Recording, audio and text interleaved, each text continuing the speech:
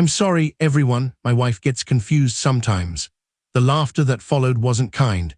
Every eye at the Langston Estates rooftop party turned to the woman in the crimson gown, Ava Sinclair, her face unreadable as her husband, billionaire CEO Charles Langston, publicly dismissed her intelligence in front of 200 of California's elite. Champagne flutes paused midair. Someone muttered, "How cruel." But Ava didn't flinch. What she said next didn't just silence the party.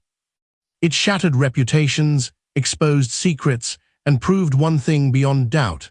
Underestimating her was the biggest mistake of Charles's life. The coastal wind whispered across the cliffs of Monterey as the Langston estate glowed under a canopy of gold chandeliers and violet orchids. Billionaire Charles Langston was celebrating a merger that would double his empire's valuation, an acquisition so massive, even Forbes had dispatched a senior editor. Cameras flashed, crystal clinked, and beneath it all, Ava Sinclair Langston stood silent, her crimson gown catching the light like a flame no one noticed. For 8 years she'd been Charles's wife, trophy wife to some, elegant fixture to others, a Harvard graduate in finance to almost no one. Tonight was supposed to be about legacy, his, not hers, and when he stepped to the microphone to toast the future, she didn't expect kindness. She'd long stopped expecting that, but she hadn't expected cruelty either. "I'm sorry, everyone," Charles chuckled, arm draped over Ava's shoulders like a prize ribbon. "My wife gets confused sometimes. It's all that financial jargon makes her head spin." A ripple of laughter moved through the crowd like a slow quake. Most guests laughed politely, some awkwardly. One woman gasped audibly. Ava stood frozen, a flute of untouched champagne in her hand. Her smile didn't waver, but something in her eyes flickered, like glass catching firelight before it cracks. She looked up at him, her husband, the man she'd once loved with a kind of worship only brilliant women are foolish enough to give, and realized this was no mistake. He meant it, and he meant it here, in front of 200 witnesses. He wanted them all to laugh, to see her as less, to believe that Charles Langston had married someone ornamental and ordinary. For too long, she'd allowed him to treat her as both. The guests resumed chatter. The string quartet shifted into batch. Waitstaff resumed their elegant ballet between rows of wine glasses and truffle canapés, but the air had changed. Somewhere in the distance, the ocean continued its timeless war against the cliffs, but closer, something more immediate was building, something sharp and irreversible. "I'll be right back," Ava said quietly. Charles barely noticed as she stepped away from the center of the marble patio, down the stone path that led toward the edge of the property. She passed politicians, venture capitalists, Hollywood producers, people who nodded without seeing her, people who called her Charles's beautiful wife in interviews and never once asked what she'd done before her marriage. They would learn. She stood at the edge of the property, wind tugging strands from her sleek bun, red silk hugging her figure like the armor it had always been. Below her, the Pacific Ocean spread out like a bruised mirror. She reached into her clutch and pulled out her phone. One tap, then another, then a third. In 15 minutes, everything would change. 12 years ago, Ava Sinclair had graduated summa cum laude from Harvard Business School. By 29, she'd built a private investment fund that quietly acquired undervalued infrastructure tech firms in Arizona, Oregon, and Northern California. She did it quietly, deliberately, hidden behind holding companies and layered legal structures that kept her name absent from the headlines. She never wanted credit, not then. She wanted partnership, with Charles, with the man who, back when they first met, seemed fascinated by her mind.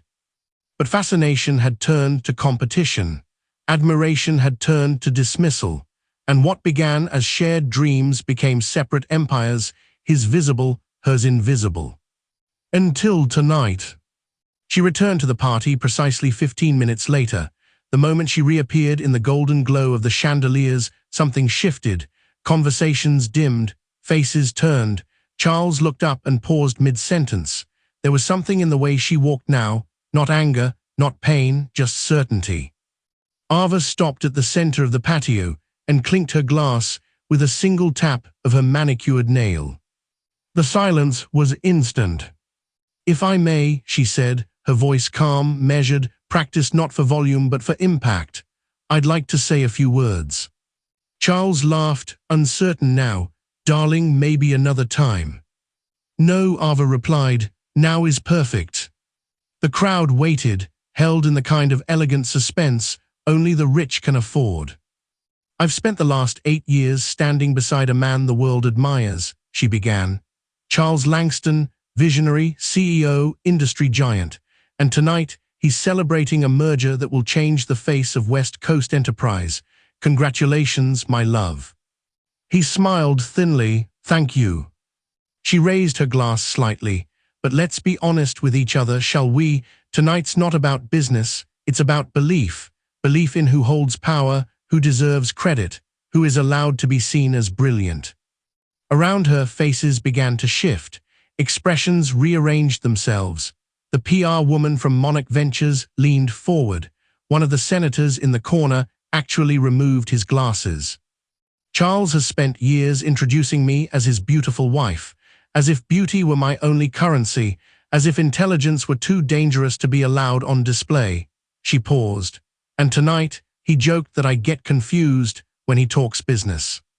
No one laughed, not this time. But I don't get confused, she continued. I get strategic.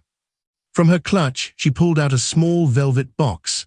Inside was a flash drive, elegant and gold-trimmed. She set it on the marble table beside the caviar tray. What's that? Someone whispered. Everything, she said. Company charters, acquisition filings, memos, contracts, all detailing the structure and strategy behind Aurora Holdings, a firm you've never heard of, because I made sure you hadn't. A few guests turned to each other in stunned silence. One woman reached for her phone. One man looked suddenly pale. Aurora Holdings, she said, controls 61% of the private equity behind Greenpath Energy, Westlink Infrastructure, and Solterra Analytics. The 3 companies your firm just merged with tonight, Charles. The world stopped spinning, at least on that rooftop. Charles went rigid. I made sure my name never touched the paperwork, because I wasn't building this empire to win. I was building it to survive, to remind myself that I could, that I still had value even if the man I loved refused to see it. She turned to face her husband. Her voice never rose. It didn't need to. Tonight, Charles, you don't just toast a merger. You toast the woman who made it happen, without your knowledge, without your permission, and without your belief. Silence again. And then someone in the crowd whispered, Holy *T. Charles didn't move. He couldn't. His face had gone completely still, save for the faint twitch in his jaw, the only sign that he'd heard her. The same man who once spoke to presidents, investors, and Fortune 100 boards without a tremor was now watching his wife reveal herself not as the accessory he'd paraded for years, but as the architect behind the very deal he thought he owned. Ava didn't gloat. That wasn't her style. But there was a certainty in her presence now, a calm steadiness that only comes from someone who knows every card on the table and who's holding the entire deck. 61%, she repeated, letting the number settle like a stone on silk. That's the combined controlling interest Aurora Holdings acquired over the last 18 months, quietly, systematically, and legally. Whispers rippled through the crowd now, low and urgent. She owns the companies. She is the merger. She played him. Someone audibly gasped as the implications settled in like fog, thick, consuming, inescapable. Charles finally found his voice, but it cracked like porcelain under pressure. This is a joke, Ava. What are you even saying? I'm saying, she said, taking a slow step toward him, that while you were mocking me for not grasping financial jargon, I was signing documents authorizing multi-billion-dollar equity shifts. That while you were explaining basic market trends to me like I was a child, I was moving capital through 6 holding companies to position Aurora as the unseen puppet master of this entire merger. A beat, then another. And I'm saying that every moment you treated me like an accessory, I was becoming the asset. Charles's fingers tightened around his champagne glass. His knuckles whitened. The toast he'd made only moments before now echoed in his head like a cruel joke. Ava paused a foot away from him, looking up into his stunned face. I never wanted this moment, she said softly. I wanted a partnership. I wanted you to see me, to respect me. But tonight, when you laughed at me in front of 200 of the most powerful people in this state, I realized something. Her voice lowered, but the silence on the rooftop made every word crystal clear. You'd rather the world think your wife is a fool than admit she's your equal. No one moved, no one breathed. Charles opened his mouth, but no sound came out. Trevor Lang, a high-ranking board member from Redwood Capital who had backed Charles through 3 major ventures, stepped forward, brow furrowed, voice low. Is this true, Ava? You're the principal behind Aurora Holdings. She turned to him and nodded once. And Aurora is the buyer behind tonight's merger. No, she said, Aurora is the buyer and the seller. Trevor's eyes widened. I orchestrated the entire deal from both sides, she said calmly.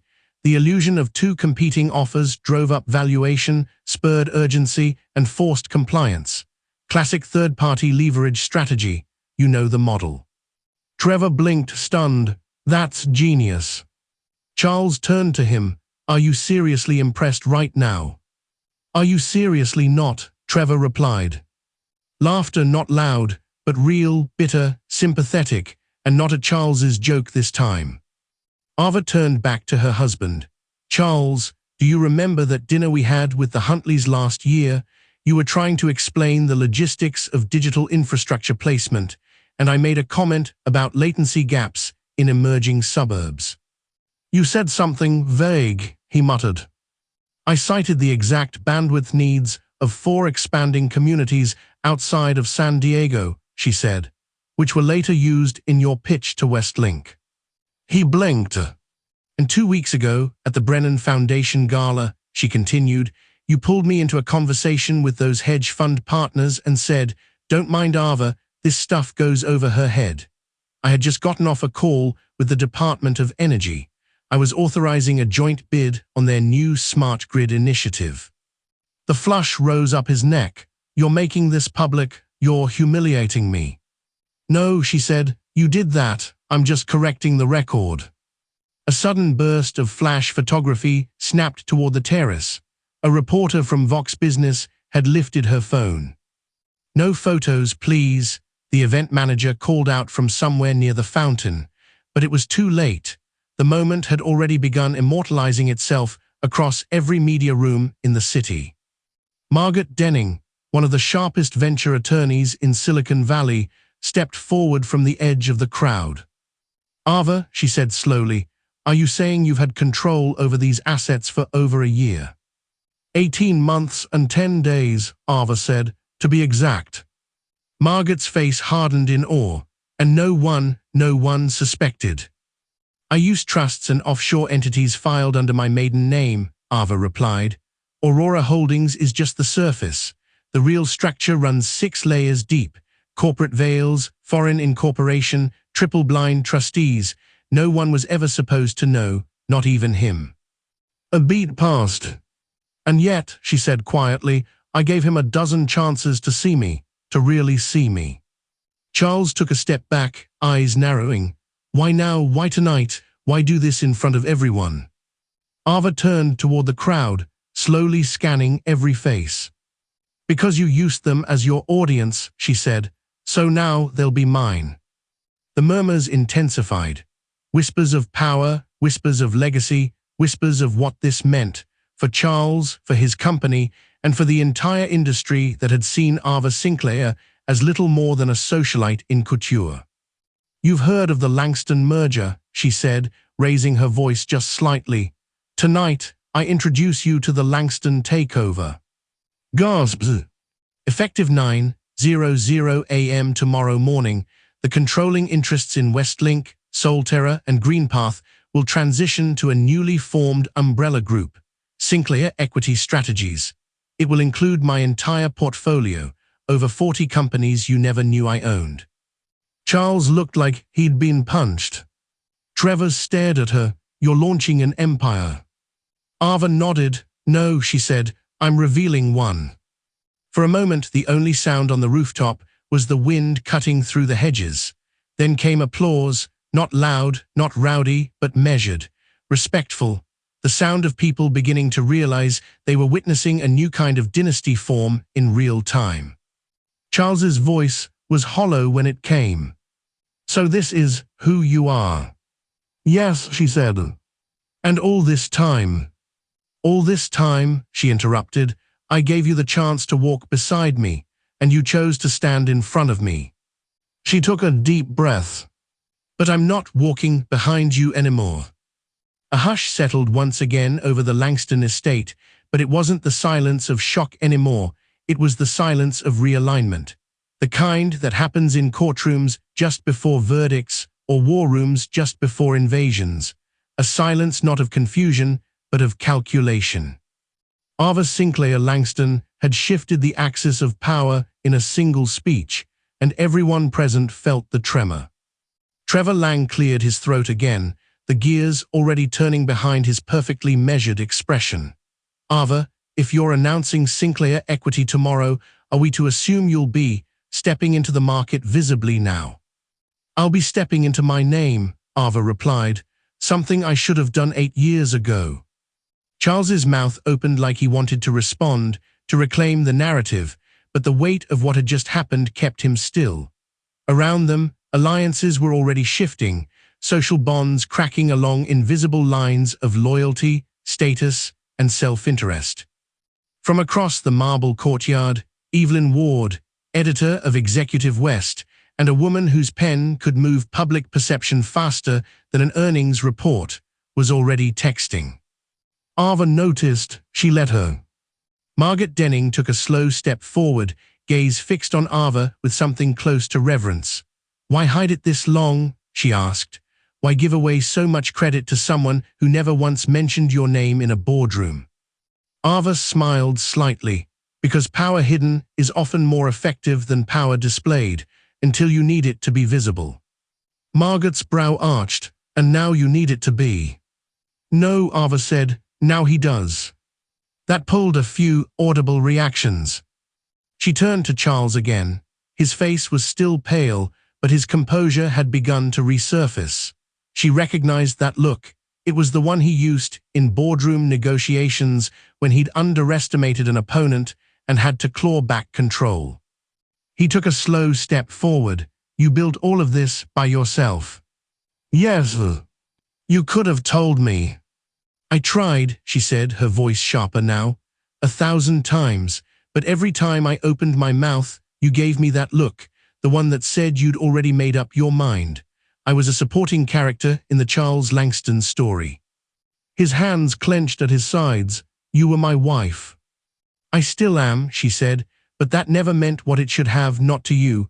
I spent years making myself smaller so you could feel larger. I laughed off the jokes. I smiled through the dismissals. I gave you my silence, and you mistook it for simplicity." Her voice didn't rise, but it didn't have to. "I let you believe I didn't understand your world because I thought that's what love was, sacrifice, support, but you mistook kindness for weakness." Charles looked at her, really looked, for perhaps the first time in years. "This is revenge." "No," she said calmly, "this is revelation. If it were revenge, I'd let the media run with the story before the merger closed and tank your stock by morning. If it were revenge, I wouldn't be giving you this moment to stand beside me, finally, as a partner." "You've already humiliated me," he said, a bitter laugh in his voice, "in front of everyone." Ava's expression hardened. "And what did you do, Charles? You made me the punchline. You wanted them to laugh at me. Don't act like this is some betrayal of trust. This is the consequence of yours." Evelyn Ward stepped closer, now visibly recording the audio. "Do you intend to file for divorce, Ava?" Charles bristled. "That's none of your business." Ava looked toward Evelyn without flinching. "I haven't made that decision yet." Another shockwave rippled. But it wasn't scandal that held their attention now, it was strategy. "I want to be very clear," Ava said, addressing the room now, not just Charles. "This isn't about revenge. This is about recognition. For years, I've been dismissed in rooms like this because of who I was married to and how I chose to present myself. that ends tonight. A pause. You want to know the face of modern power? It's not loud, it's not arrogant, and it's not necessarily male. The last word struck like a hammer wrapped in silk. Margaret gave a small nod of respect. Evelyn's thumbs didn't stop moving. Charles stepped closer, his voice lower. You built this empire, fine, I'm not even angry about that anymore. I'm angry that you hid it from me, from your husband. That's not strength, Ava, that's deception. Her eyes narrowed. You think I deceived you by not telling you I had to protect myself? You think the crime here is that I didn't trust you with my power when you never showed me you could respect it? That's not fair, he said, jaw clenched. You're right, she said. It's not, neither was your toast. A slow murmur moved through the guests again.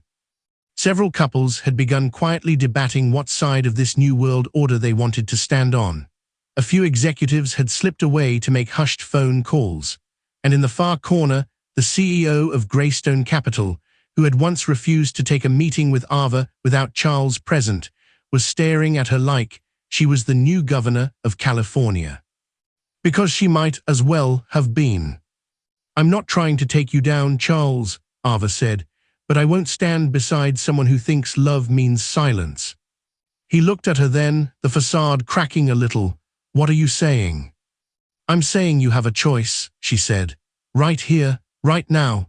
You can accept who I am and step into the future with me, or you can keep pretending I'm the woman you married 8 years ago and watch the empire you thought you owned move forward without you. She didn't need to threaten. The truth was threat enough. And it was real. Trevor Lang leaned toward Margaret and whispered, I've never seen a boardroom coup executed with this much elegance. Margaret nodded. This isn't a coup, she said. It's a coronation. Back at the center, Charles seemed to collapse inward, shoulders heavy, hands trembling slightly. You don't understand, he said softly. You don't understand what it's like to be less, to be the one everyone's looking through. You don't know what that feels like. Ava's expression darkened with something that bordered on heartbreak. No, she said, you don't. Then she turned to the crowd again. I want to thank you all for witnessing this moment, she said, not because it's dramatic or shocking, but because it's rare. How often do we get to watch someone reclaim themselves fully without apology? The crowd stood still. This isn't the end of a marriage or the collapse of a man's legacy, she continued. This is the beginning of a new chapter, one where power is shared or earned, not stolen and hoarded, one where women stop apologizing for being extraordinary. She turned back to Charles. One chapter ends tonight, but which one? Charles looked at her, no longer a titan, no longer a voice on magazine covers, just a man staring at the mirror his wife had held up. Charles didn't speak. Not right away. He just stood there, surrounded by 200 of the most powerful people in California, blinking as if the light had changed and he hadn't adjusted fast enough. And maybe it had. Maybe the entire landscape had been repainted in front of him and Ava was holding the brush. The worst part wasn't that she had built something behind his back. The worst part was how utterly, brilliantly complete it all was. Not a single leak, not a whisper, not one misstep. She hadn't simply created a financial empire. She built a ghost kingdom, hidden in plain sight. And now, with one sentence, she had summoned it to life like a queen commanding an army to rise. The woman he thought he married, the soft-spoken, elegant partner who sat quietly through power dinners and kissed his cheek after speeches, had been a mask. No, not a mask. A fraction. He'd only ever been shown a fraction of who she was. And now that he was seeing the rest, it terrified him. Ava didn't flinch beneath the silence. She stood poised, centered, her crimson dress whispering against the wind like a banner unfurled at the beginning of a revolution. You were never invisible to me, Charles finally said, his voice low and rough. She tilted her head. No. No, he repeated. You were constant, beautiful, elegant, everything in place. That's not the same as being seen, she said. You loved the version of me that didn't challenge your version of yourself. The truth hit with precision, not cruel, just surgical. And now everyone was watching him, waiting to see how a man like Charles Langston would respond when stripped of the narrative he'd spent a lifetime controlling. Trevor Lang crossed his arms and leaned against a marble pillar. He stopped whispering. So had Evelyn Ward, so had nearly everyone. There were no more side conversations, no more phones clicking beneath the surface, just eyes. Charles stepped forward once, then twice. You never had to hide from me. Didn't I? Ava's tone was soft. You didn't want a partner, Charles. You wanted a mirror that reflected your success back at you with a pretty smile and polished etiquette. He closed his eyes for a moment, jaw tightening. You don't know what it's like, he said, to be a man in my position, everyone watching, everyone expecting. I had to be dominant, unshakable, powerful. And somewhere in your mind, she said, having a powerful wife threatened that. He didn't answer. Because it was true. The silence between them stretched out like silk being pulled taut, every thread of their past winding tighter and tighter until it threatened to snap. You know, she said after a moment, turning to face the gathering again, I used to believe love meant protecting someone's image. I thought it meant hiding your shine so theirs could reflect brighter. She smiled, but it was sad. But dimming your own light doesn't make someone else's burn brighter. It just makes the room darker for both of you. A few women in the crowd exhaled like they'd been holding that truth inside their ribs for years. Elena Dre, the CEO of one of LA's top biotech startups, stood stone still beside her husband, eyes locked on Ava like she was seeing the roadmap for a future she hadn't known she was allowed to live. You think I planned this reveal to hurt you, Ava continued, her eyes back on Charles. But I planned it to free myself. He looked at her, speechless. Every time you called me just a pretty face, every time you introduced me as the lovely Mrs. Langston instead of Ava Sinclair, every time you made me invisible to this world, I let it happen because I thought that's what devotion looked like. Her voice dropped just slightly. I was wrong. Charles took a step toward her. Then help me understand now. If I was blind, help me see. I already have, she said. He looked at the crowd, watching, waiting, some with sympathy, others with hunger, and for the first time Charles Langston seemed small. Vulnerable. But Ava didn't want vengeance. She wanted truth. She turned to him slowly, her voice dropping into something intimate, yet piercing enough to carry across the rooftop. Do you remember our 3rd anniversary? She asked. The restaurant, the wine, the conversation. He nodded. Mastro, you wore that green dress. You spent 40 minutes explaining compound interest to me. He looked away, ashamed. And then told me I should take an online finance course if I really wanted to keep up. A beat passed. What you didn't know, she said, was that I'd been running my own private equity firm for 3 years by then. The air thickened again. Several people exchanged stunned glances. You didn't correct me, Charles said quietly. No, Ava replied, I didn't, because part of me still wanted to protect your pride. Her gaze didn't waver. But pride is the enemy of partnership, and I'm done protecting yours at the expense of my own purpose. The silence was deafening. Then Charles said the one thing he had left to offer, I'm sorry. Ava blinked, surprised by the honesty in his voice. I'm sorry, he repeated, not just for tonight, for all of it, for the years I didn't ask you who you were, for every joke, every dismissal, every room where I stood in front of you instead of beside you. She didn't answer right away. The apology had landed, not perfectly, not completely, but it had landed. And that mattered. Because now came the most dangerous part of any transformation, the decision. Would she let him walk forward with her, or leave him standing in the ruins of the man he used to be?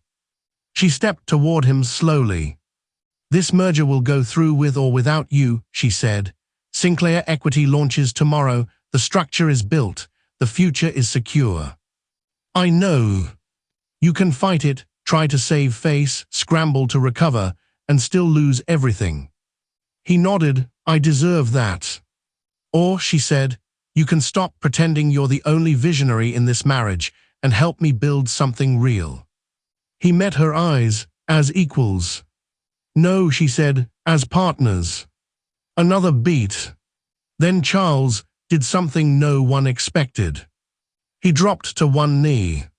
Not in proposal. In surrender. Not to defeat, but to truth. I don't know how to do this, he said, voice shaking. I don't know how to be married to someone who's this powerful. You learn, she said, like I did. He looked up at her, eyes glistening under the chandeliers. I want to try. The wind whispered through the vines. The music hadn't resumed. The champagne had gone flat, but something new had begun to pulse through the Langston estate. Not just forgiveness, not just awe, but possibility. Real, uncharted, and finally shared. Ava didn't move at first. She looked down at the man who had once towered over every conversation, every room, every decision. The man who had never knelt for anything or anyone. And yet here he was, kneeling not to her power, but to the truth he'd refused to see for 8 long years. A hush lingered in the air, thick with possibility. She heard it in the shifting breaths of the crowd. Felt it in the way the ocean wind curled around the chandeliers, tossing her hair gently like some cinematic prophecy. It wasn't pity in their eyes. It was respect. But it wasn't enough.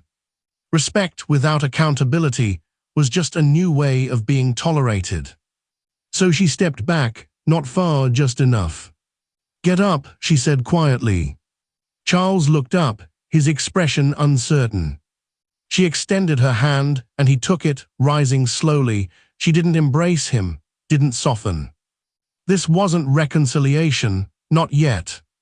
This was clarity. When he was standing again, she released his hand and turned back to the crowd. My name, she said, is Ava Sinclair. Some of you have known me only as Mrs. Langston, and that's fine. I accepted that for years. I wore that title with grace, thinking it bought me space to exist beside him. But tonight, I reclaim my full identity. A slight breeze rippled through the crowd like a current of electricity. My empire has been quiet, invisible, and deliberately so. I never needed the spotlight. But there comes a time when staying silent is no longer self-preservation, it's self-erasure. Evelyn Ward was now live streaming. Her assistant stood beside her, nodding furiously with every word. Ava gestured toward the stone terrace, where the USB drive still sat in its box. The drive you see there holds enough documentation to validate every acquisition, every investment, every single move I've made in the last decade. Shell core, capital shifts, legal filings, private memos, all vetted by Morrison, Klein, and Associates. None of it leaked, because I didn't want glory. She looked around the rooftop, catching eyes with several of the elite, women she'd sat beside at charity events, men who had once looked through her like smoke. I wanted legacy. A quiet murmur followed, this one less skeptical, more reverent. Charles exhaled beside her, but didn't speak. He was learning. Finally. To those of you in this crowd who have underestimated someone because they didn't speak first in the meeting, because their resume came second to their appearance, because their presence didn't fit your definition of powerful, consider this your warning. She wasn't angry. She was awake. And nothing is more dangerous than a brilliant woman who finally wakes up. For 8 years, I let a narrative form around me, a script I didn't write, one that said I was pretty, polite, pleasant, and not much more. She gave a small smile, but the thing about stories is, the real author always shows up eventually. The crowd didn't cheer, not yet, but they listened fully, intensely. And for once, every word Ava spoke echoed louder than any billion-dollar valuation ever could. From the corner, Trevor Lang shifted. Ava, with your holdings consolidated under Sinclair Equity, what happens to Langston Tech? Charles flinched. Ava turned to Trevor. That depends. On what? She looked at Charles. On him. Everyone followed her gaze. Charles cleared his throat. I'm listening. Langston Tech's real value, lies in its core team. The engineers, the analysts, the innovation lab. But the leadership structure is outdated, built on ego, not ecosystem. If that doesn't change, the company becomes vulnerable. Soft targets attract hard consequences. The implication hung heavy in the air. If Charles doesn't evolve, his company will be devoured by her or someone like her. He swallowed hard. So what are you offering? A transition, she said, not an ousting. His brow lifted, unsure whether to feel grateful or insulted. I'm offering, she continued, an opportunity to reimagine leadership, jointly, you and me, as equals, as the co-founders we should have been from the beginning. The words felt revolutionary, even though they were rooted in the most basic principle of all, mutual respect.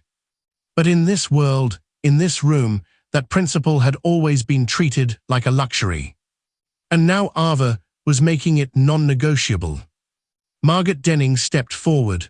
Ava, with all due respect, why offer him anything? You've already won. A pause. Ava looked at Charles, then back at Margaret. Because winning alone is just survival, she said. I'm building a legacy, not a fortress. More than a few people in the crowd looked down in shame, because they'd built fortresses. Not one of them had ever invited the person they eclipsed back into the room. Charles rubbed a hand down his face. You're saying I have a seat at the table if I accept your terms. No, she replied. You have a seat if you earn it. Trust isn't inherited, it's rebuilt. Trevor nodded slowly, as if witnessing the forging of a new playbook. And then, finally, someone clapped. It started with Evelyn's assistant, then a CFO from Cascade Media, then a woman from the state's Legal Ethics Board. Within seconds, the applause grew, not thunderous, but steady, real. Ava didn't smile, she didn't bask. She stood still, letting the moment be what it was, a reckoning. She turned to Charles. Go home, she said gently. Think. Tomorrow we sit down, you'll have all the documentation, the merger details, the transition terms, but if you walk into that meeting still seeing me as the woman you made the joke about tonight, don't show up. He nodded. I understand. I hope so. She turned away from him then, walked to the edge of the terrace. The sea stretched out before her like a mirror, reflecting nothing and everything at once. Someone placed a fresh champagne glass in her hand. She didn't even look to see who it was. She just raised it, slowly, steadily. To truth, she said softly. And drank. Behind her, the old world began to fracture. In front of her, a new one had already begun. By the time Ava returned to the penthouse suite atop the Langston Tower, the story had already gone viral. She didn't have to check the headlines. She could feel the buzz radiating from her phone, the steady thrum of a million notifications lighting up like synchronized shockwaves. Not just local news, not just tech gossip, but national media, international syndicates, and a dozen anonymous finance blogs all chasing the same revelation.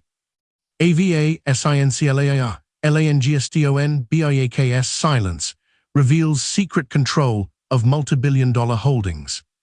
Who is the woman behind Sinclair Equity? The CEO's wife who built an empire in the SHADOWS. She removed her earrings with one hand and unpinned her hair with the other, letting the weight of the evening fall off her inch by inch, except it didn't. The night wasn't over, not yet. In the adjoining room, her executive assistant, Malia, had been coordinating responses for the last hour. Her tablet was open, 3 phone lines blinking on hold, and a 4th actively connected to their legal counsel. They've all seen it, Malia said without turning. CNBC, Bloomberg, even 60 Minutes wants an exclusive. Ava raised an eyebrow. Of course they do. You've been trending for over 40 minutes. I suppose That's the price of refusing to stay invisible. Malia paused the call. Do you want to issue a statement before morning? No, Ava slipped off her heels. Let the speech speak for itself. Malia gave a small, approving smile. You know Forbes is going to want to re-evaluate their billionaires list. I'm not interested in their validation, Ava said, only their silence. Malia nodded. You want the power, not the spotlight. I already have the power, Ava replied. Now I want the structure to hold it. She walked to the massive glass wall that overlooked downtown Los Angeles. The lights below blinked and pulsed like circuitry. She could see the faint outline of the Langston Tech campus from here. Funny, for years, she'd watched it shine at night like a monument to Charles's empire. Now she saw it for what it was, a relic. Ava's empire was digital, fluid, borderless, built on velocity and silence. His was marble and boardrooms. And one was crumbling. Behind her, Malia's phone buzzed again. That was StratCap. They're requesting a meeting urgently. Ava didn't turn. They'll wait. And the Sinclair Equity Board. I'll meet them at 7:00 a.m. sharp. Set the agenda. First item, PR containment strategy. Second, leadership structure transparency. Third, potential media partner acquisitions. Malia blinked. You're buying a network. Ava finally turned back, her expression calm but unflinching. If they're going to tell my story, I'm going to own the voice that tells it. Malia grinned. Now that's a Sinclair move. Ava didn't smile. It's a survival move. She moved into the study and shut the door behind her. The walls were lined with original Kandinskis and minimalist sculpture pieces Charles had chosen. Every inch of this place had once been curated to reflect his tastes, his power. Now Ava sat behind the mahogany desk and opened her private laptop, the one Charles never knew existed. She logged into Sinclair Equity's command interface. 6 monitors flared to life. On the first, Pacific Energy Holdings. On the second, her overseas banking structure. On the third, AI expansion portfolios. On the fourth, a live feed of stock movement from 3 major entities she was set to acquire next quarter. But on the fifth screen, the one normally reserved for dormant deals, sat a blinking red alert. Langston Tech, board reaction pending, internal memo leaked, status unstable. Ava leaned forward, clicked read. Someone, likely a junior exec, had already leaked the upcoming leadership transition memo to the press, and buried in the footnotes was a single, explosive phrase. Sinclair Equity retains full discretionary oversight over executive positions during Q4 and Q1. The wolves were coming. Not for her. For Charles. And that meant she had a decision to make tonight. Did she let him fall? Or did she do what she'd always done in silence? Hold him up. Her finger hovered over the alert, then slowly moved away. Let it burn, she thought, not to destroy him, but to show him what happens when foundations are built on illusions. Across the city, at his personal residence, Charles Langston sat alone in the dark. The fire in the hearth had died out hours ago, but he didn't notice. His phone buzzed every few seconds, alerts, statements, emergency meetings. But he hadn't touched it. Not since Ava left. Not since she looked at him with those eyes and said the one thing that had landed harder than any of her revelations. I'm not trying to destroy you. I'm done protecting you. He replayed that line over and over in his head. For years, he thought he was the protector, the provider, the image of masculine stability and brilliance. He thought he was the one who made her life possible. But now he saw it clearly. He hadn't made her life possible. He had limited it. Not maliciously, not even knowingly, but through 1,000 tiny cuts, the patronizing comments, the business dinners where he introduced her by dress instead of degree, the deliberate blindness to the sharpness in her questions. She hadn't become powerful behind his back. She had always been powerful. He had simply refused to see it. His phone vibrated again, this time a text from Trevor Lang. "You need to speak. If you stay silent, the board will move without you." He closed his eyes. For the first time in his adult life, he had nothing to say. Because every time he opened his mouth now, all he heard were his own past words, echoing, mocking, cruel without realizing it. He didn't know how to speak without control. And control was no longer his to claim. At 6:59 a.m., Ava stepped into the Sinclair Equity Conference Room, floor-to-ceiling glass, high-gloss marble floors, 12 board members, 10 in person, 2 remote, already seated. They rose as she entered. She didn't smile, she didn't nod. She just sat. The head of the table. Malia handed her the printed overnight analytics. Sinclair Equity had gained $1.4 billion in market cap since midnight. By the time the next bell rang, Ava Sinclair would officially control more liquid capital than the top 5 hedge fund managers on the West Coast combined. And she hadn't given a single TV interview. "Not yet. Let's begin," she said, voice smooth and steady. The room quieted. No one interrupted her. No one dared. Because in less than 12 hours, the world had watched a woman reclaim her voice and rewrite an entire industry's playbook. And now they were here to follow her. Not because of power. Not because of beauty. But because Ava Sinclair had done something that shook the pillars of their carefully curated world. She had spoken. And when a woman like Ava speaks, history listens. Charles Langston had spent the last 24 hours watching the empire he built shrink around him. Not in dollars, his net worth was technically still intact, though fragile.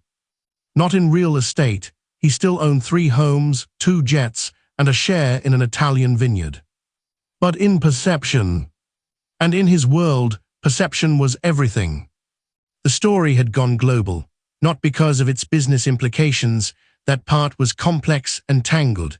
No, what made it go viral was the raw, simple drama, the billionaire CEO who dismissed his wife in public, only to find out she secretly controlled the companies he thought he owned. It was Shakespearean, corporate operatic, poetic justice packaged for social media. And Charles was suddenly no longer the admired visionary. He was a meme, a cautionary tale, an emblem of fragile masculinity in a power suit. The morning headlines weren't subtle.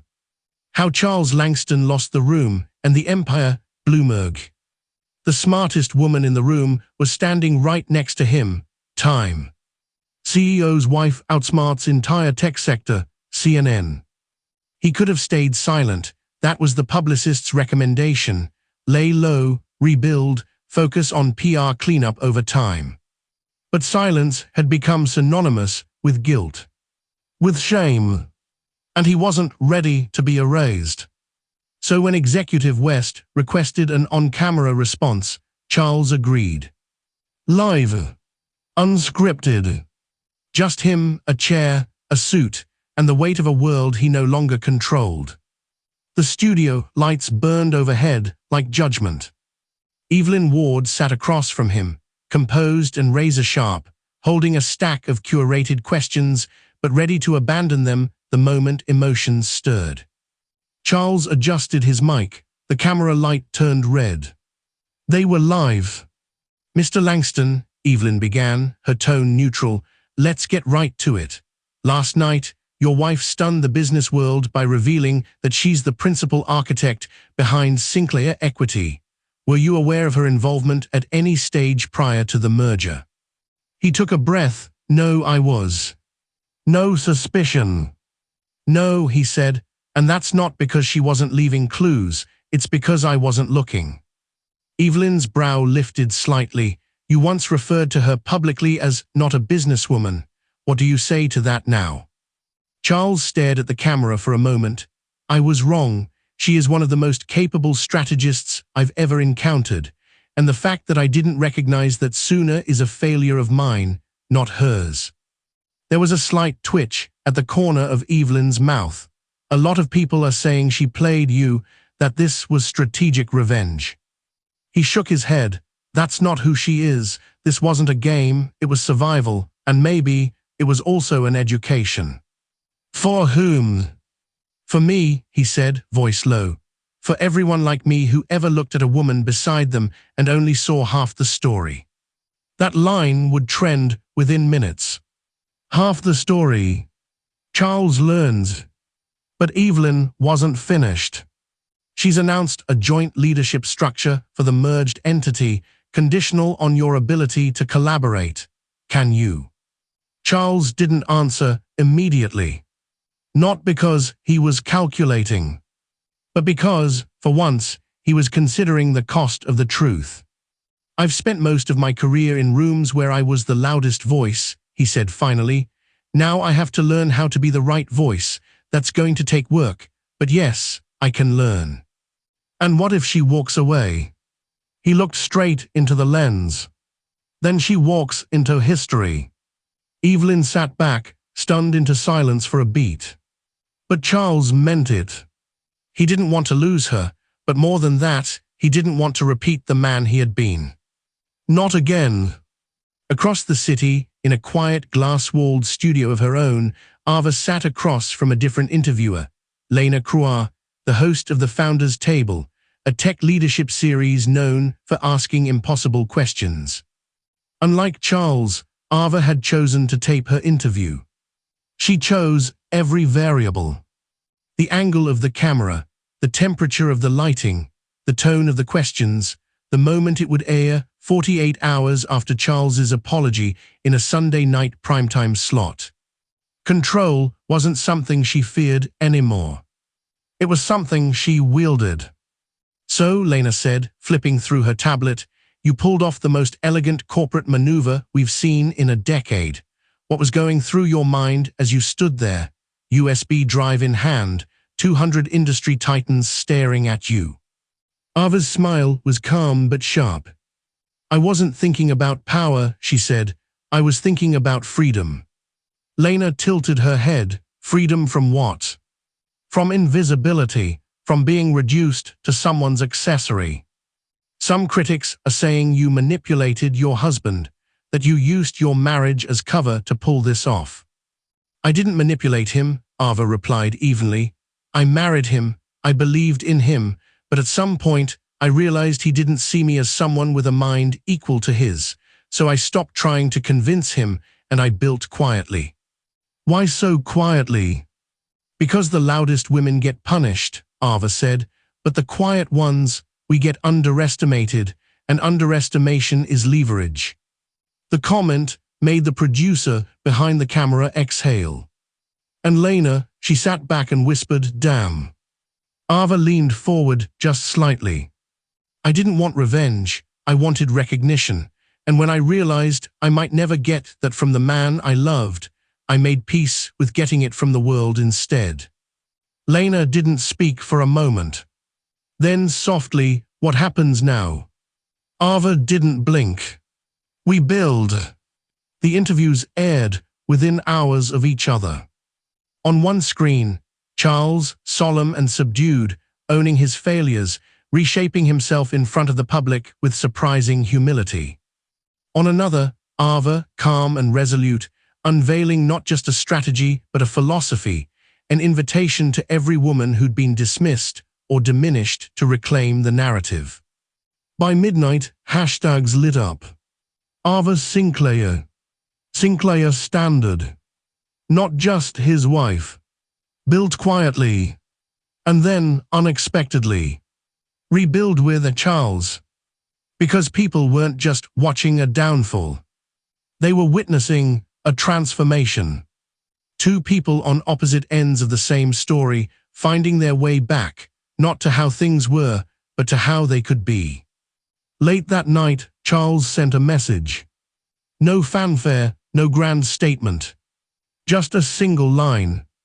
"Tomorrow, 10 a.m. conference room A. I'll be there. with respect this time. Ava read the message twice. Then once more. She didn't smile, but she replied, "Good, because I'm not coming to meet the man you were. I'm coming to build with the man you're becoming." Conference room sat on the 61st floor of Langston Tower, floor-to-ceiling windows framing a morning skyline soaked in gold. The usual Tuesday board meeting would have started with a catered breakfast, a few polite jokes, and Charles Langston holding court at the head of the table. Not today. At exactly 10:00 a.m., every executive in the room stood as Ava walked in, alone, crisp black suit, no theatrics, just presence, the kind of presence that silenced small talk before she even opened her mouth. She didn't take Charles's old seat. She took her own, 2 spaces down, a gesture not of submission, but of coexistence. Then the doors opened again. Charles entered, no entourage, no announcement, not even a coffee in hand. He looked tired, older than usual, but more grounded, like something had finally settled inside him that used to rage for control. He paused for a breath, then walked to the other end of the table and sat, not at the head, not directly across from her, diagonally, creating a line between them that was neither confrontation nor surrender.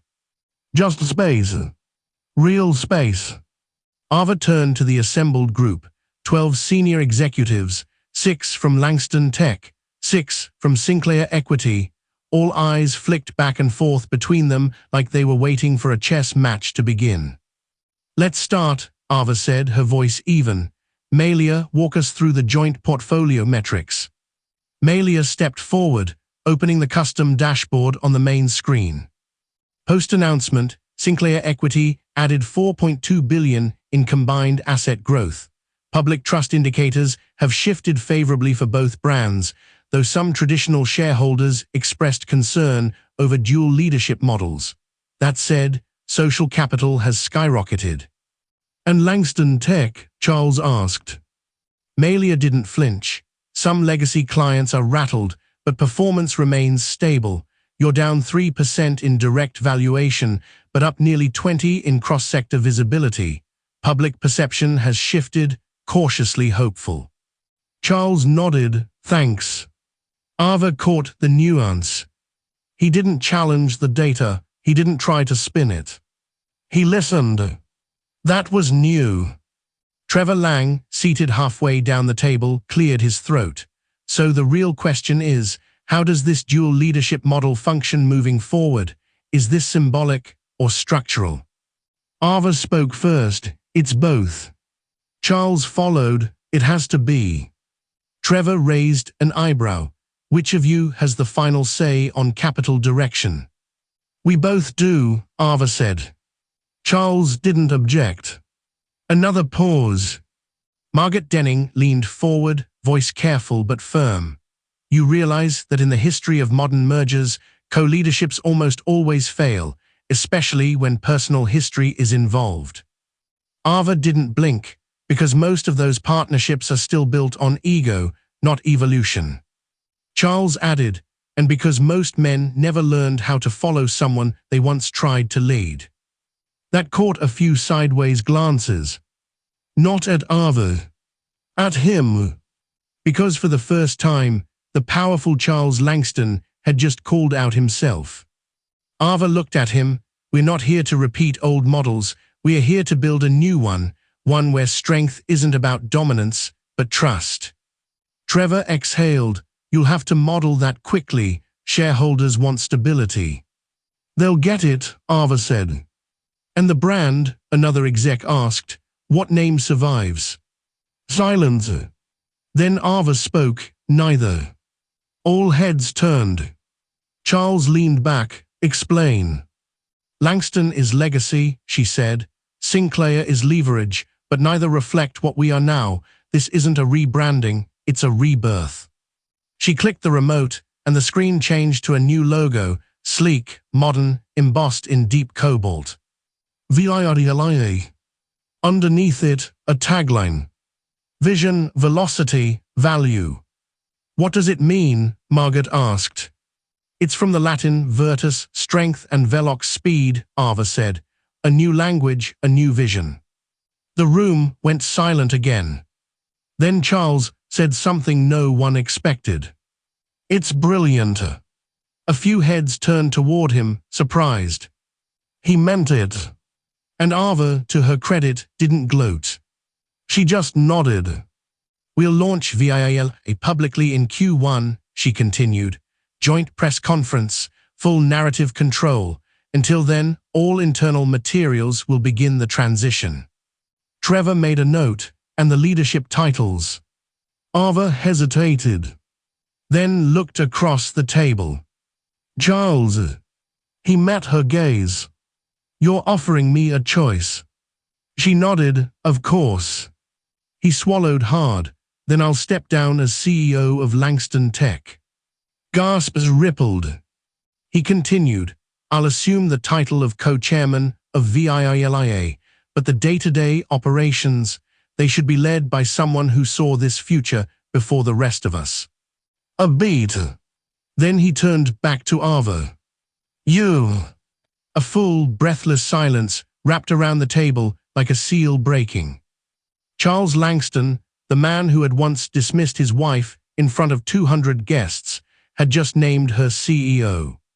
Not begrudgingly, not reluctantly, but voluntarily. Ava didn't speak at first. She was processing it, not the power itself. She'd already claimed that, but the fact that he'd finally seen it. Out loud.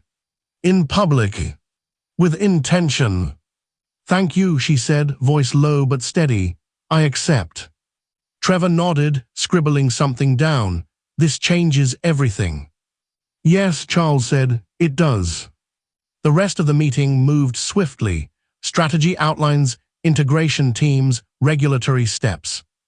But nothing was more important than what had just happened in the first 15 minutes. A transfer of not just title, but understanding. When the room finally cleared, Charles stayed seated. Ava stood, gathering her notes. You could have humiliated me again, he said quietly. But I didn't, she replied. He looked up. Why?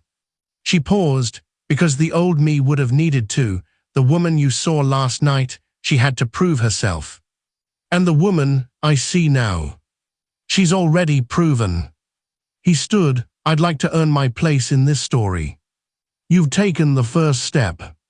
They looked at each other, not as enemies or exes, but as something far more difficult, co-architects of something neither could build alone.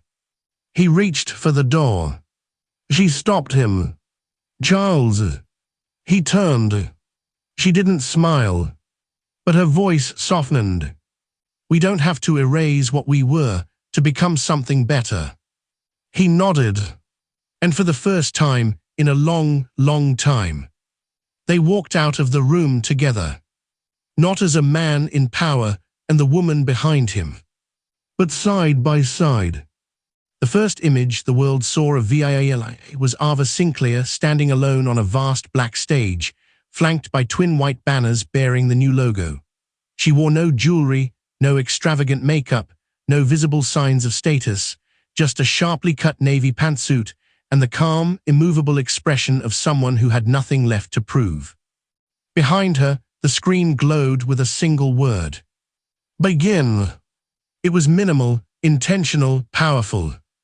The press conference had been streamed live across 22 platforms, translated in real time into 7 languages, and carried by every major media outlet from San Francisco to Singapore.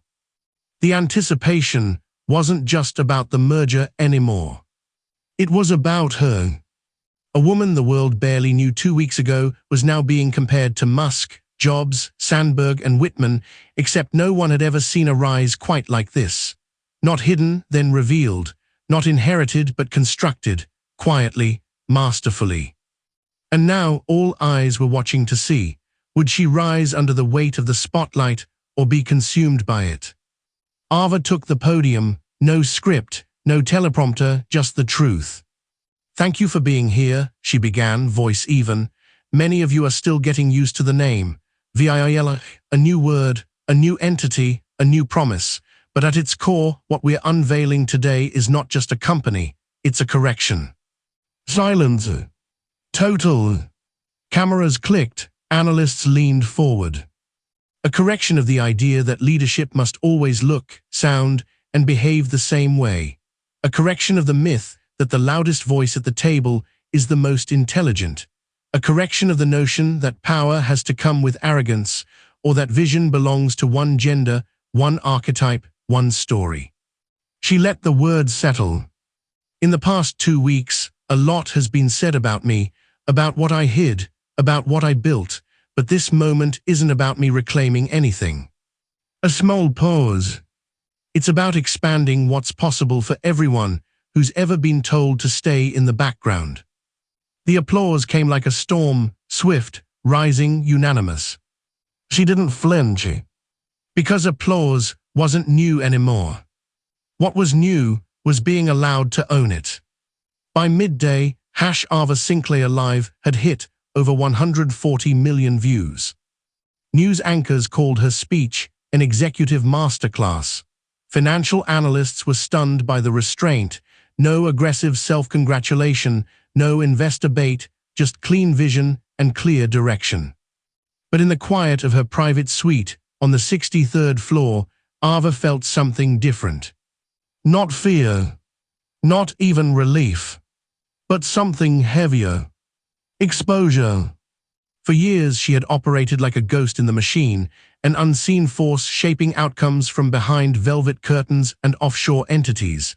Now there were no more curtains, no more anonymity, just her name, her voice, her face, and the endless expectations that came with it. She sat on the edge of her desk, heels off, laptop open. One screen showed VIA's soaring stock, the other, a Twitter thread dissecting her every facial expression. Look at her posture. This is not a woman performing, this is a woman commanding. She's not here to be liked, she's here to define what power looks like in 2025. She never said, "I'm sorry," and I respect the hell out of that. Ava read, absorbed, then closed the screen. Malia entered quietly, holding a cup of tea. "You were extraordinary." Ava looked up. "Was I?" Malia blinked. "You didn't feel it." "I felt like I was being dissected."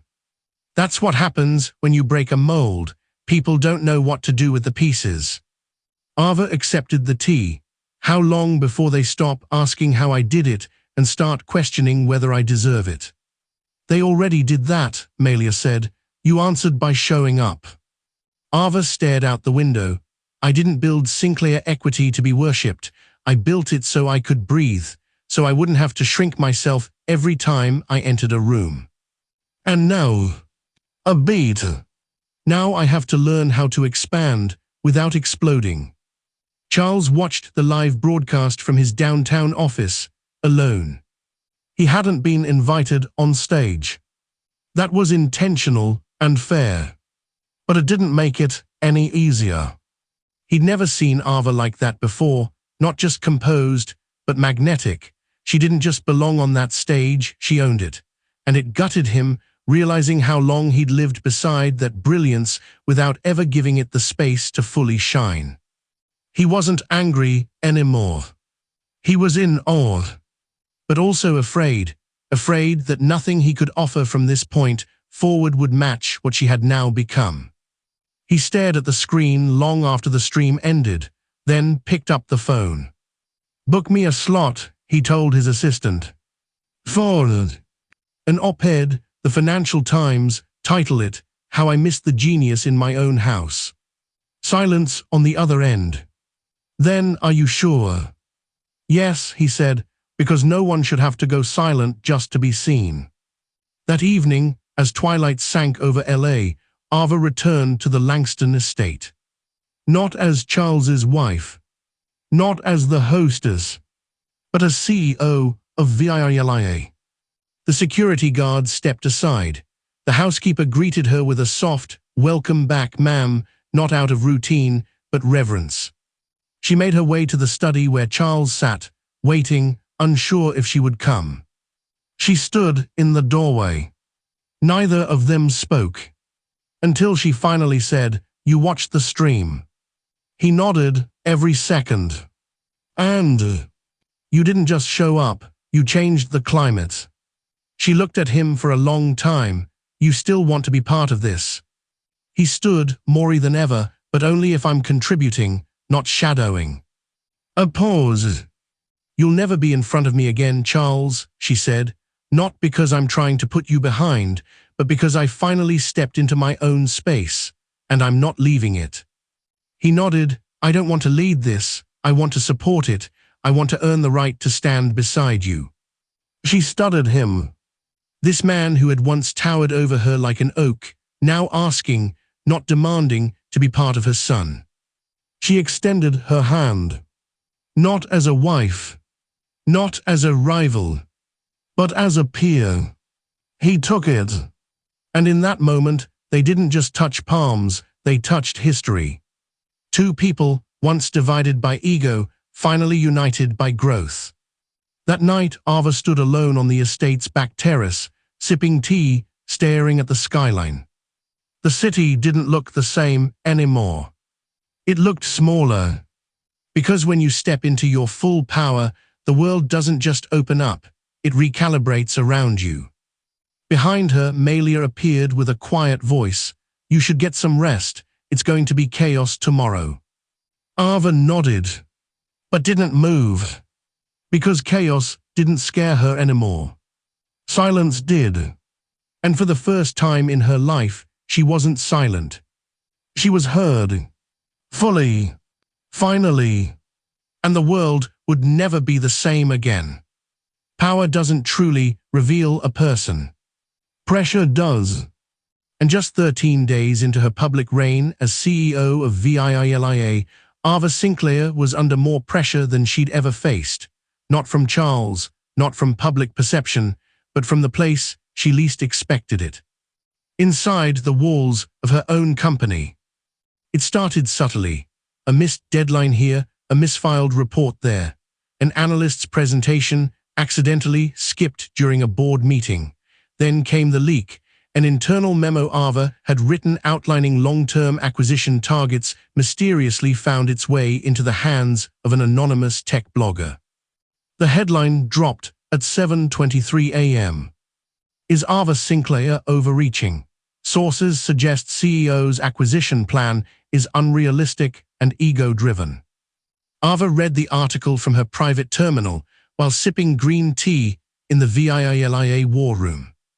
The tone was scathing, the details cherry-picked, and the sources anonymous. Cowards. But she didn't flinch. She didn't call PR. She didn't send a scathing rebuttal. She stared at the article for exactly 60 seconds. Then whispered, "It's someone inside." Malia entered with a printed report. We traced the leak's timestamp to an internal IP. Someone used a personal laptop on the 48th floor at 2:06 a.m. Ava's eyes narrowed. That floor is locked after midnight. Unless you have a level 4 override, Malia confirmed. Only 12 executives had that access.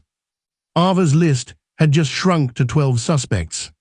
She didn't launch a formal investigation immediately. That would only stir panic and give the traitor room to hide. Instead, she made a different move. She called a private roundtable at 9:00 a.m. sharp. No assistants, no aides, just the 12 top execs of VIILIA, the ones with level 4 clearance, the ones who'd smiled through her rise and toasted her speech. The ones who were now, potentially, trying to sabotage her. The round table was silent at first. 12 faces stared at Ava, unsure why they'd been summoned without notice. Most of them were older than her. Most had decades of experience leading Fortune 500s. But none of them could claim the throne Ava had earned in weeks. And some of them, they hated her for it.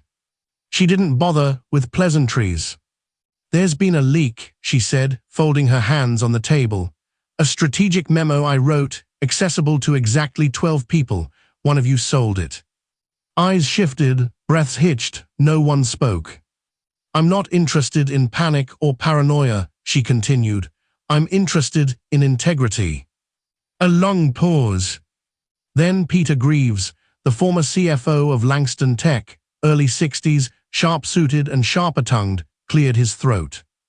With respect, he said, you're accusing us without proof. That's not how you build loyalty. Ava looked at him calmly.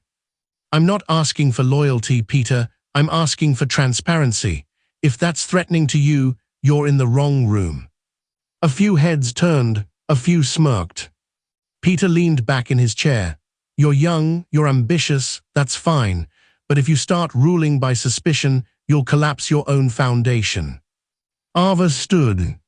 Not in anger. In clarity. Suspicion isn't what collapses empires. Entitlement does. She turned to the group. I know who did it. I already have the digital trace. What I wanted to see was how each of you reacted when confronted with the truth. She walked slowly behind them, the room thick with tension. And now I know. She stopped behind Peter and laid a printed document in front of him. An access log. His login. 2:06 a.m. Floor 48. Undeniable. He didn't speak, he didn't even look up. Just stared at the paper like it had betrayed him more than he betrayed her. You were on the shortlist for interim CEO, she said, voice low. That was before the merger. Peter said nothing. You leaked the memo hoping to weaken me, to shake the board's faith, to create doubt. Still nothing. I won't fire you, she said. He looked up, shocked. You won't. No, she said, because that's what you're expecting, a dramatic act, an emotional decision. She leaned in. I'm going to keep you exactly where you are, visible, known, and irrelevant. Gasps around the room. Peter's face flushed crimson. You'll retain your title, you'll be invited to meetings, but every strategy, every decision, every piece of power will pass over you like wind over stone. She stood straight, because sometimes exile isn't about distance, it's about erasure. She turned to the others. If anyone else is considering following Peter's example, I suggest you remember this moment. Power doesn't come from taking down your leader behind closed doors. It comes from building something so unshakable that betrayal becomes obsolete. Then she smiled, slightly, and walked out. Meeting adjourned. By noon, the board had heard the story. By 3:00 p.m., Peter Greaves's reputation was in tatters. And Ava.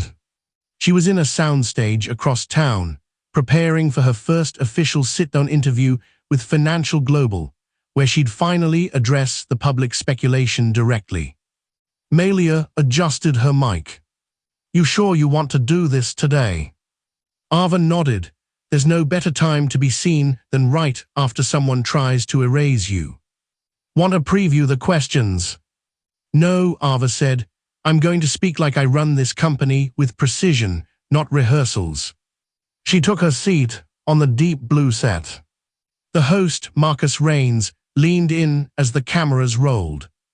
Ms. Sinclair, there's been turbulence this week. How do you respond to those who say VIALIA is a powder keg, too much power too fast? Ava didn't hesitate. If I were a man, she said, they'd call it velocity. Because I'm a woman, it's called volatility.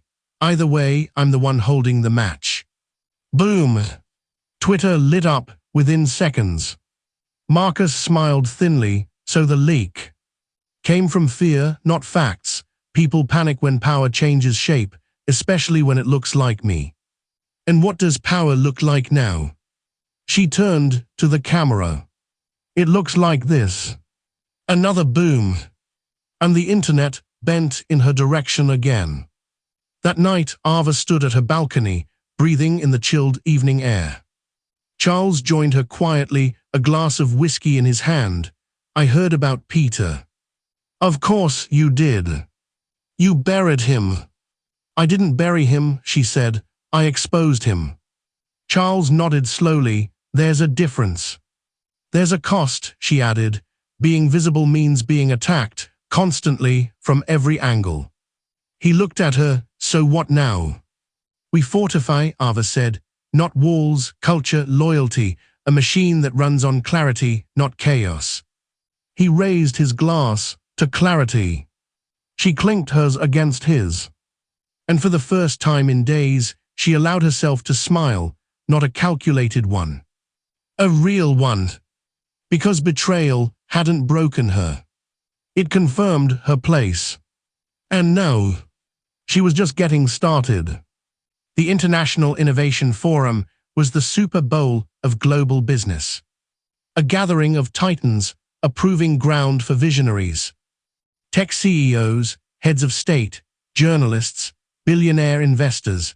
They filled the main auditorium of the Vienna Grand Opera House in tailored suits and custom heels, waiting for the keynote speaker with a kind of anticipatory breathlessness usually reserved for pop stars or royalty. But this time, the spotlight wasn't on a man. It was on Ava Sinclair. Her name appeared in bold white across a red velvet curtain as the lights dimmed. Keynote address, Ava Sinclair, CEO of VIILIA, the next language of power. In the green room behind the stage, Ava stood still, hands folded, breath steady. She had rehearsed nothing. She didn't need to.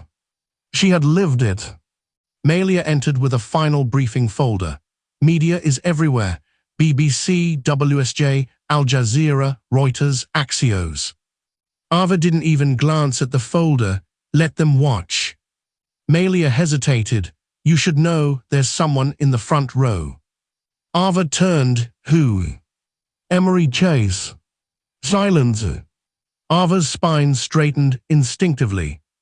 Emory Chase, former partner at Radian Partners, once dubbed the Silicon Kingmaker, the man who told her to her face 8 years ago, "You're smart, but not serious enough to lead capital."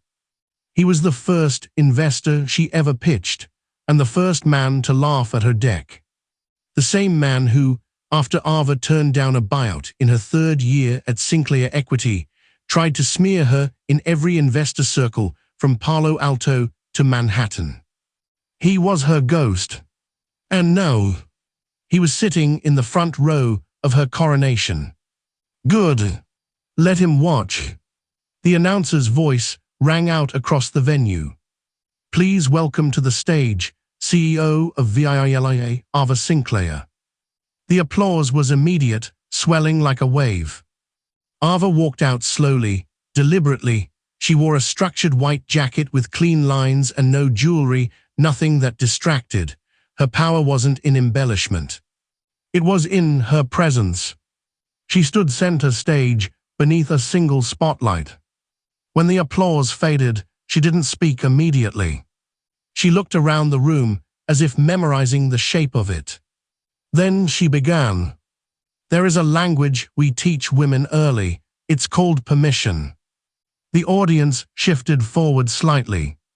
It starts with phrases like, wait your turn, and don't be too aggressive, and smile more, speak less. We speak this language in boardrooms, in interviews, even in marriage. And when a woman finally rises to power, we ask, but how nice is she? A ripple of uncomfortable laughter. Ava continued, voice calm, controlled. I am not here to be nice, I am here to be clear. Another silence, then slow applause. VIILIA wasn't built through charm, it was built through silence, strategic silence, the kind that watches, absorbs, and then moves faster than anyone sees coming. The screen behind her lit up with timelines, metrics, and global holdings. She paced slowly. In the last 18 months, we've acquired or outmaneuvered 3 major conglomerates. You didn't hear about it because we didn't need you to. Maury applause. But here's what you do need to hear. The age of inherited power is ending. The age of earned clarity is here, and it doesn't whisper, it builds. Standing ovation. But Ava held up a hand. There's one person I want to address before I go, she said, turning toward the front row. A murmur rose.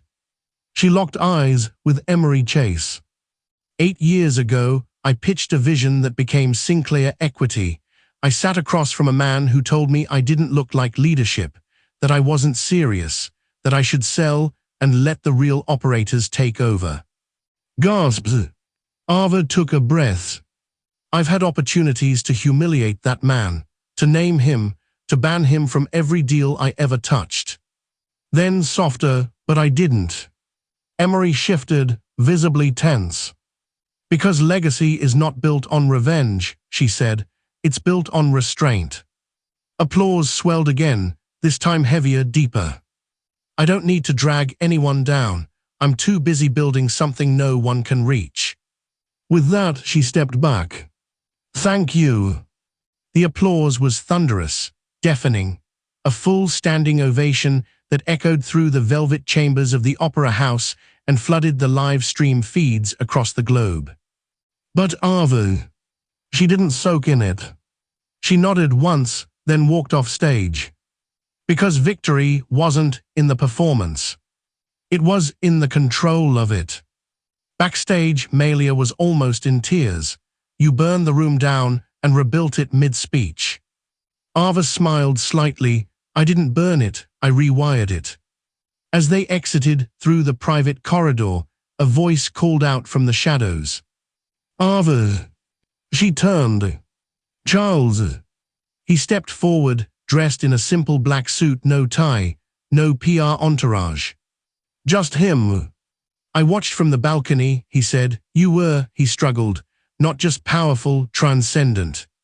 She tilted her head, that a new word for you were right all along. He chuckled softly, it is now. A silence stretched between them, not awkward, not heavy, just real. I needed to see it, he said, with the world watching, to know it wasn't just me you outgrew, it was everything. She nodded. I didn't outgrow you, Charles. I grew into myself. You just stopped growing beside me. He looked down. That's fair. Ava stepped closer. There's room beside me now, she said, but you can't bring the old you with you. He looked up, more sure. I left him behind the night you made me kneel. Ava studied him, and for the first time, believed him. Not because he said it, but because she no longer needed to. Her belief in herself was no longer tied to anyone else's growth. She was whole. That night, across global headlines, Ava's face appeared again and again. Ava Sinclair sets new gold standard for CEO leadership, time. She didn't take the throne, she designed a new one, fortune. Legacy without revenge, the woman who changed the game, the Guardian. But Ava, back in her suite, barely looked at them. She opened her laptop, reviewed the next board roadmap, rechecked timelines. And then, she closed the screen, walked to the window, looked out at a city that had once told her to be small, and whispered, you hear me now. One final chapter remains. And Ava Sinclair. She's just begun. 6 months later, Ava Sinclair stood in the center of a newly constructed rooftop garden, 12 stories above the VIILIA global headquarters. It was dusk.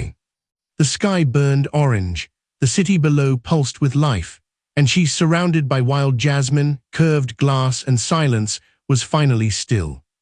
Not hiding, not strategizing, just still. There were no cameras, no microphones, no eyes dissecting her every breath. It was the first time in months she'd had a moment that belonged only to herself. And she was about to give it away. Footsteps echoed from the glass stairwell behind her. She didn't turn, she knew who it was. Charles. Most CEOs go for marble lobbies, he said, stopping beside her. You built a garden. Ava smiled faintly. Marble cracks, roots grow. He looked at her, really looked at her, and for the first time there was no edge in his voice, no buried guilt, no wounded ego. Just presence. I read your commencement speech, he said. Harvard Law posted the whole thing. Ava nodded. They asked for inspiration, I gave them a mirror. You told them to stop apologizing for being excellent. I did. He smiled. That line, been quoted more times than anything I've ever said. She met his eyes. Then I guess I'm finally the legacy. But there was no malice in her voice. Just truth. And he didn't resist it. He embraced it. I've stepped back from everything, Charles said, sold the vineyard, let go of board seats, cut my travel. Why, she asked. Because I was chasing noise. I thought power was noise, but watching you, I realized real power is the ability to choose when you speak, and when you don't have to. Ava didn't respond. She let the air between them fill with quiet understanding. Then she asked softly, "Are you still chasing redemption?" He shook his head. "No, just clarity. I spent so many years trying to be admired, I forgot what it meant to be present, to be enough. And no, I'm not trying to prove anything," he said, "not even to you."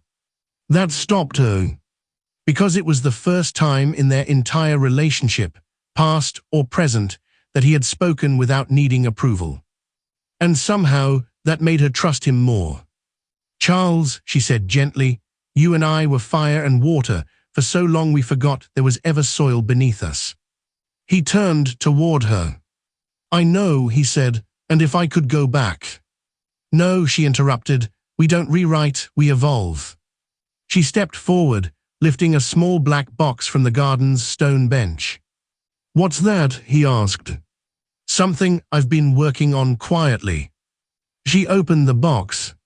Inside sat 2 platinum pins, each shaped like a minimalist symbol. One was a circle, smooth and whole. The other was a triangle, sharp and pointed. He looked puzzled. "It's for the new VIILIA mentorship initiative," Ava explained. "The circle represents vision, the triangle, execution." She handed him the triangle. "I want you to lead the next generation of disruptors," she said. "Not with funding, not with control, with wisdom." Charles stared at the pin. It was simple, elegant, heavy. "Ava, are you asking me to be your partner again?" "No," she said, smiling gently. "I'm asking you to be something better." He looked up. "And what's that?" "My equal." For a moment, the city noise faded. It was just the two of them. No audience. No shareholders. No stories to craft. Just history coming full circle. "I accept," he said. "Not with pride.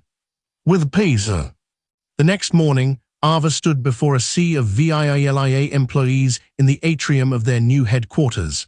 A company-wide summit, every office dialed in, every screen filled with faces. She took the stage with calm assurance. "6 months ago," she began, "I stood in front of the world and told them power had a new face. But power isn't static, it moves, it evolves." She glanced at the new leadership structure displayed behind her, a constellation of leaders from every demographic, every background. "It's not enough to be the first, you must ensure you're not the last." Applause. She let it rise, then fade. "VIILIA isn't about me, it's about what comes after me." She turned, pressed a button, and the screen shifted to the Sinclair Institute for Equity and Innovation, a global foundation aimed at dismantling the silent ceilings of power. Cheers erupted. "This is my legacy," she said. "Not a title, not a throne, a path." She stepped back, and Charles stepped forward. He didn't speak long. He simply said, "I once stood in this room as a man who thought he had it all. Today, I stand as a man who finally understands what it means to give it away, and I've never felt more powerful." The applause wasn't polite. It was thunderous. Not for his past, but for his growth, for his choice. That evening, the world responded. Sinclair redefines power, again, time. Charles Langston's reinvention is the redemption arc men needed, Esquire. Legacy with vision, Ava Sinclair's final move changes the game, the Atlantic. But Ava, She didn't stay online. She turned off her phone, closed her laptop, sat alone on the garden rooftop again, watching the stars blink on above the city she once feared would swallow her. Malia joined her quietly, 2 cups of tea in hand. "No press for a while?" Malia asked. "No press for a while," Ava said. Malia smiled. "You did it." "No," Ava replied, "we did." She reached into her pocket and pulled out the second pin, the circle, and placed it on Malia's lapel. "You're next." Malia froze. "What?" "I'm stepping back from the day-to-day. I'll remain on the board. I'll guide when needed. But I want the world to see what comes after me and who." Malia stared, stunned. "Ava, you've been invisible too long. Time to be seen." Tears welled in her assistant's eyes. No, her successor's eyes. And Ava just smiled. The next morning, Ava walked through the doors of the Langston estate, not as a guest, not as a wife, but as herself. Charles was in the garden, already tending the new vines. He looked up. "You're early." "I'm done rushing," she said. They stood together in silence, hands brushing as they reached for the same sprig of lavender. He turned. "Do you think we'll ever be what we were?" "No," Ava said, "but we'll be what we are. That's more than enough." And with that, they stood in the center of everything they'd once burned down and began again. Together. Not behind. Not ahead. Beside. They called her foolish, a trophy wife, a whisper behind a man whose shadow swallowed whole rooms. But Ava Sinclair, she was never behind. She was building. And when the moment came, when the lights were bright, the silence heavy, and every eye waited to see if she would shrink again, she stood taller than any empire Charles Langston had ever built. Because power isn't always loud. Sometimes it's silent, patient, growing in the background until it no longer fits the corner it was shoved into. Ava didn't destroy him. She didn't need to. She revealed him. And in doing so, she redefined not only who he was, but who she had always been. But here's the thing. This isn't just about billionaires and boardrooms. It's about every woman who's been underestimated, overlooked, or silenced while she built quietly in the dark. It's about you. Your brilliance, your strength, your voice. So if this story moved you, if Ava's journey reminded you of your own battles, your own quiet resilience, don't let it end here. Speak, share, rise. Drop a comment, tell us your favorite moment. Tell us what part of Ava's story hit the hardest, and if you've ever had your own Ava moment, that time when someone called you less and you rose to more, we want to hear it. Then click that like button if you believe silent strength is still strength. Subscribe if you know we're not done telling stories like this. And share this with someone who needs to remember that being underestimated isn't a weakness, it's leverage. Because this was never just a story. This was a blueprint. And Ava Sinclair, she was just the beginning.